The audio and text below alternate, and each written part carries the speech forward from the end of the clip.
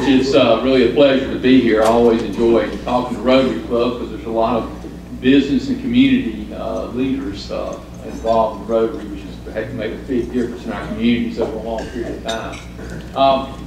Before I get to the main purpose of my speech, I want to tell you a little bit about Cato, which is where I've been the last several years. Cato is the world's leading libertarian think tank. Our mission is to create a free and prosperous society based on the principles of individual liberty, free markets, limited government, and peace.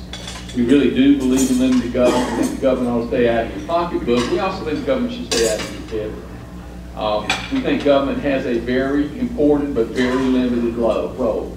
Government, we think, is legitimately only in the business of protecting individual rights. It's to keep me from taking what you've earned, what you created, to keep you from using force or fraud to take what I've earned and what I've created.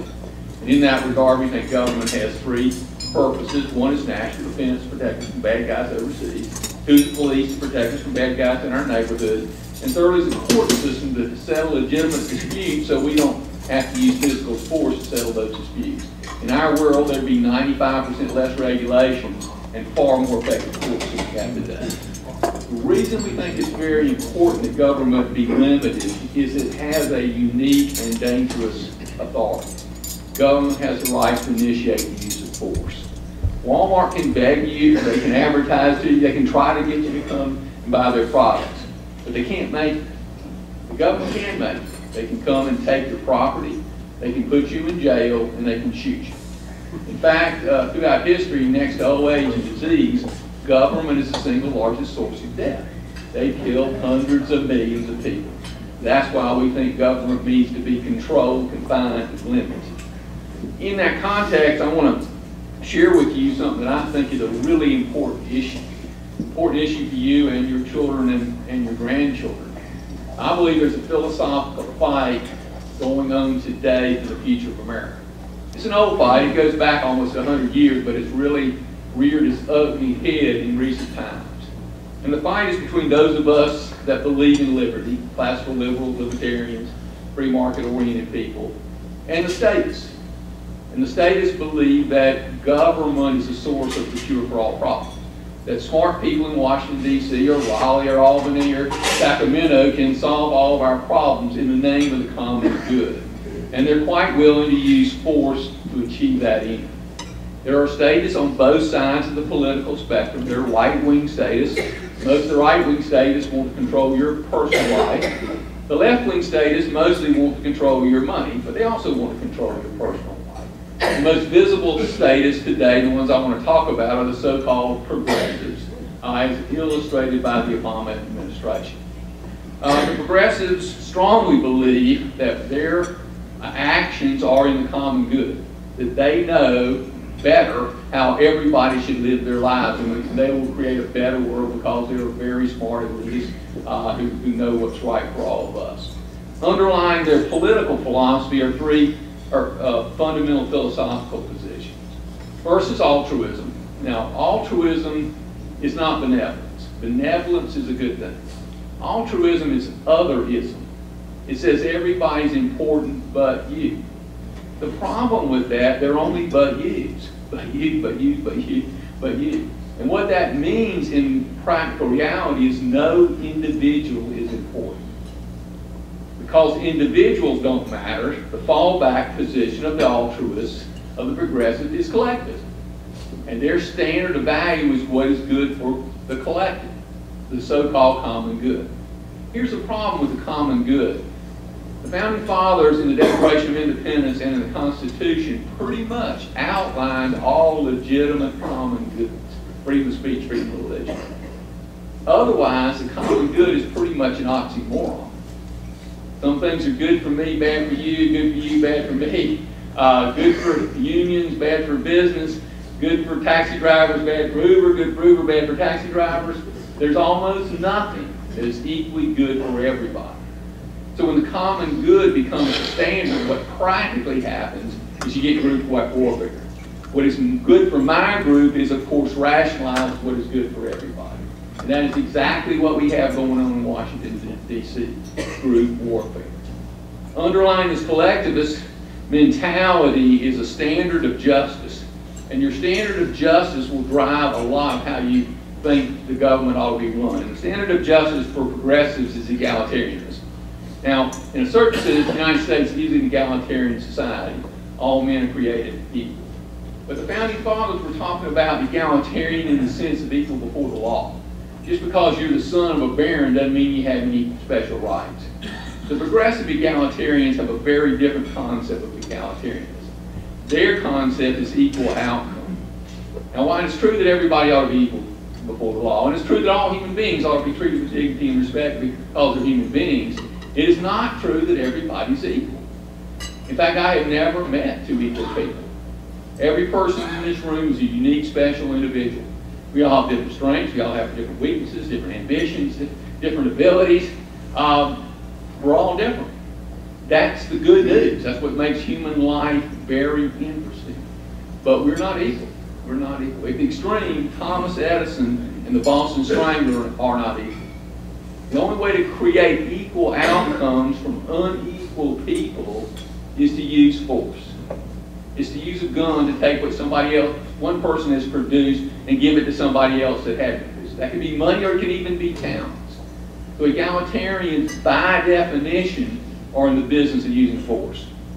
Let me concretize that for you. This will tell you a little bit about both my age and where I went to school. One of my heroes was Michael Jordan. I thought Michael Jordan was not only a great athlete, I thought he was a real inspiration for poor kids. This will surprise you. I am not as good a basketball player as Michael Jordan. There's a pretty serious differential in performance, right? What's interesting is I cannot possibly be as good a basketball player as Michael Jordan. I don't care how hard I tried, how hard you tried to help me, I cannot be as good a basketball player as Michael Jordan. You cannot make the average great. It's impossible. You can't make the average great. You may make the average better. That may be a very productive, very noble thing to do. But you can't make the average great. However, you can make the great average. Egalitarians, by definition, are in the business of making the great average. It's easy to make Michael Jordan as good a basketball player as me. Just cut his legs off. Right? You say we wouldn't do that? Well, we've been tough on great people throughout history. Poison Socrates, imprisoned Galileo, burned Joan of Arc. Now we do it with very high tax rates and lots of government rules and regulations. Interestingly enough, what we fail to realize is that great people make a disproportionate contribution to human well-being. Everybody in this room, your children and grandchildren, have a better life thanks to Thomas Edison. He not only invented the light bulb, he invented electric generation, he invented the research laboratory, put balls and chains on great people, and reduce the quality of life for all of us. Egalitarians like to claim the moral high ground. And by the way, whoever wins the moral high ground wins the fight. We've already won, those of us that believe in free markets, the economic fight. We lose over this ethical issue. Egalitarians like to claim the moral high ground because who can argue with everybody being equal? I don't think they have the moral high ground. But I think what motivates egalitarians is the most destructive of all human emotions, and watch it in yourself. It's called envy. It's hatred of the good for being the good. A very destructive emotion. What happens in that kind of environment is that the power lusters always show up. The Elizabeth Warrens, who want to use government to accomplish the common good as they determine to be. And they use those moral justifications to gain political power, and then they control lives of people that ends in bad consequences. The other side of that argument is advanced by the classical liberal tradition, I think profoundly advanced by Thomas Jefferson in the Declaration of Independence: life, liberty, and the pursuit of happiness. Each individual's unequivocal moral right to their own life. Each individual's moral right to pursue their personal happiness. Each individual's moral right to the product of their labor. If you produce a lot, you get a lot. Include the right to give it away to whoever you want to for whatever reason you want to. If you think about that moral prerogative, it demands personal responsibility. And personal responsibility is the foundation for free and successful societies. It also demands and rewards rationality and self-discipline. Life, liberty, and the pursuit of happiness. As libertarians at Cato, we are primarily defenders of liberty. Now, most people think liberty is a good thing. We think liberty is more than a good thing. It's not just nice, It's essential for human well-being, both physical and spiritual. In the physical or economic sense, in order to be productive, an individual must be able to think for themselves. They must be able to make decisions based on their evaluation of the facts. If somebody makes you act like 2 plus 2 is 5, 2 plus 2 is 5, you literally cannot think. And lots of government rules and regulations make people act like 2 plus 2 is 5. In addition, all human progress, by definition, is based on innovation and creativity. Unless somebody does something better, which will be different, there cannot be progress. Innovation and creativity is only possible to an independent thinker. Somebody that thinks like the crowd cannot be innovative, cannot be creative, cannot contribute to human progress. That's why entrepreneurs are so important. I know we have a lot of entrepreneurs in this room. Without entrepreneurs, there's literally no human improvement in quality of life. Entrepreneurs take the ideas of scientists and engineers and turn them into reality. And what do you think about entrepreneurs? They're independent thinkers. They have to pursue their truths. They make lots of mistakes. They're experimenters. For every Google, there's 10,000 failed Googles. For every Walmart, there are 10,000 failed Walmarts. To be an entrepreneur, you have to be able to think for yourself. You literally have to be free. We published a book about a year ago called Poverty and Progress that looked at human well-being for time immemorial. And if you look at human well-being from 250,000 BC and the evolution of Homo sapiens until the late 1700s, while maybe the quality of life improved some, life expectancy was basically the same. Life expectancy in 1750 and 100,000 BC was basically the same. And something happened in the late 1700s. There was an invention that transformed the quality of life, first in Western civilization, and it's doing it today. It was an invention more important than fire, more important than the wheel. It was the invention of the rule of law, of individual rights, of free markets, of capitalism. And the invention of capitalism has transformed the quality of life on this planet because people are able to think for themselves, to be independent and free. So liberty is essential for physical well-being. It's also essential for spiritual well-being in the context of the pursuit of happiness. And when I talk about the pursuit of happiness, I'm not talking about having a good time on Friday night, although sometimes it's good to have a good time on Friday night. But I'm talking about happiness in the Aristotelian sense. Blood, sweat, and tears happiness. When you're 80 years old, you look back and say, man, that was tough. That was hard, and I'm glad I did it. And if you think about happiness in that context, it has to be earned. You cannot be entitled to be happy. You have to earn happiness. You have to set goals for yourself.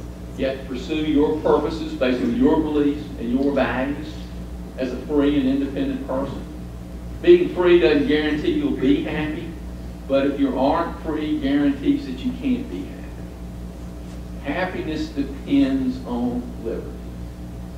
Let's talk a second about the pursuit of happiness, because that is actually the transformational idea in the Declaration of Independence. Before Jefferson, before the thinkers of the Enlightenment, everybody existed for somebody else's good. Good the king, good the state, good the church. Nobody existed for their own good. Jefferson said each of us has a moral right to pursue our personal happiness. We're not guaranteed success in that pursuit, but we have that right. That idea created the most successful society and the most benevolent society in history. When people have a right to their own life, they're naturally nicer to other people. In communist and socialist societies, everybody ends up hating each other because they're all slaves to each other. And I agree with Jefferson. Each of us has a moral right to pursue our happiness.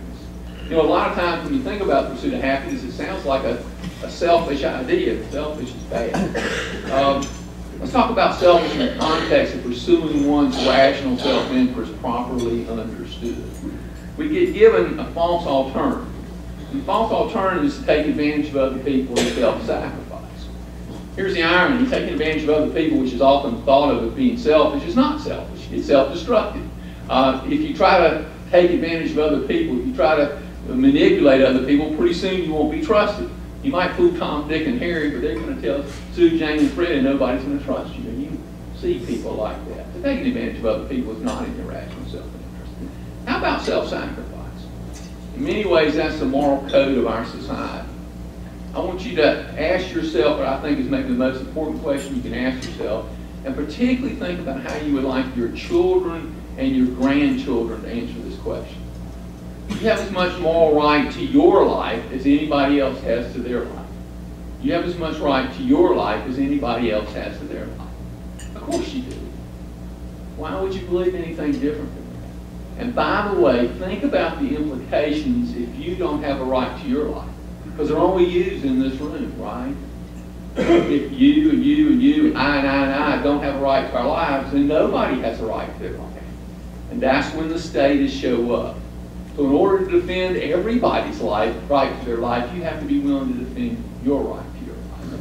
So taking advantage of other people and self-sacrifice, neither one makes sense. There is a rigorous, demanding, merciless moral code, however, that underlies free societies. We're fundamentally traitors. Life is about figuring out how to get better together. We are traitors, value for value. When I was running BB&T, our goal was clearly to help our clients achieve economic success and financial security, and we expected to make a profit doing it. Life's about figuring out how to get better together. There are only two stable relationship conditions, win-win and lose-lose. Whenever you get greedy and you set up a win-lose, your partner will get bitter. You see this in spousal relationships, and you'll end up in a lose-lose. Interestingly enough, whenever you get self-sacrificial and you set up a lose-win, you'll get better and you end up in a lose-lose relationship. So in any meaningful relationship in your life, you should ask, what's in it for me? That's a fair question. But you should also ask, what's in it for them? Because if there's nothing in it for them, at the end of the day, there'll be nothing in it for you. And of course, it's in your self-interest to help your family, your friends, the people you care about, because human relationships are important to you. I believe it's in my self-interest to support the United Way. United Way does a lot of good in our community. I wouldn't want to live in the kind of community that would exist if there were no United Way, and I wouldn't want my children to live in that kind of community. So it is in my rational self-interest to support the United Way. Now, what would be really involved for people to pursue their rational self-interest properly understood? You know, when people talk about selfish, they talk about taking advantage of other people, and what I call tunnel vision, you meet people like this that are self-absorbed. That's not selfish, that's irrational. A truly enlightened person pursuing their rational self-interest would care about the context. They would care about what kind of world they're living in. And they would do something that they would enjoy doing, helping create that kind of world. They'd have a sense of purpose. They'd take care of their body, they'd eat properly, exercise well, they'd take care of their mind, they'd read, study, and think. They'd work hard to create healthy relationships with other human beings that pursue their same beliefs. What if everybody had a sense of purpose? Did the best they could to take care of their body, did the best they could to take care of their mind, and work hard to create healthy human relationships with other people who share their values? I would argue that 90% of the world's problems would go away. You constantly hear the problem is that people are selfish. My observation is very few people act in their rational self-interest. Most people are self-destructive in at least some aspect of their lives. I had a brother-in-law, drank 24 beers a day, got cirrhosis of the liver, drank 24 beers a day, died. People say he's selfish. No, he was self-destructive. I would argue in order to defend a free society, we must be able to defend each individual's moral right to pursue their personal happiness. Not taking advantage of other people, but not self-sacrificing either. Pursuing happiness by creating win-win relationships. I think there's an interesting foundation for the pursuit of happiness, and that is that you have to have high, real self-esteem, not the fake self-esteem they sell in school today. Self-esteem is a complex subject, but I want to share a couple of points of thoughts about self-esteem. Self-esteem is fundamentally self-confidence in your ability to live and be successful given the facts of reality. So you earn self-esteem by how you live your life. Nobody can give you self-esteem. You cannot give anybody self-esteem. You cannot give your children self-esteem. Self-esteem has to be earned. Live your life with integrity. Raise your self-esteem. That's why integrity is so important. Second thought about self-esteem in the real world, and for most people, and certainly the people in this room, the single biggest driver of your self-esteem is your work. And I use work in the broadest context. Raising children is very hard, very productive work. You spend a disproportionate amount of time and effort and energy at work, and work has a profound impact on your self-esteem, and that's why work is so important.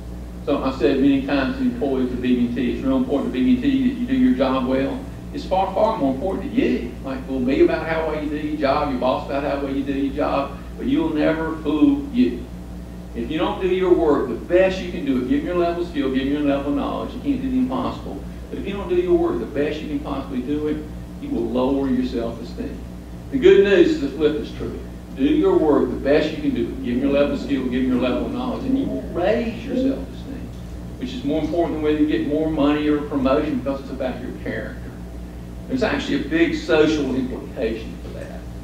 Take a construction worker, bricklayer, has a really tough, grinding, hard life. My granddad had that kind of life. Tough, hard, grinding life. And yet, he and his spouse, his wife, successfully raise their children. Maybe his granddaughter becomes CEO of a publicly traded company, maybe not. He has a really tough, grinding life, but he gets something very precious from his work. He gets to be proud of himself. He gets to have self-esteem. Take that same bricklayer and give him welfare. He may be better off financially, but he loses part of his soul. You know, in Washington today, there's a lot of conversation about security. It's kind of a false conversation because they want to wish away the laws of economics and wish away the laws of reality. But even if it were a real conversation, it would be off point. The United States is not the land of security. People didn't get on a boat to come to Jamestown to be secure. The United States is a land of opportunity. The opportunity to be great, the opportunity to try, fail, and try again, but most importantly, the opportunity of that bricklayer to live life on his own terms, to pursue his personal happiness, consistent with his beliefs and his values as a free and independent person. That's why people came to America. That's what made America great. That is a unique, special sense of life that is very precious for us to protect. Thank you very much.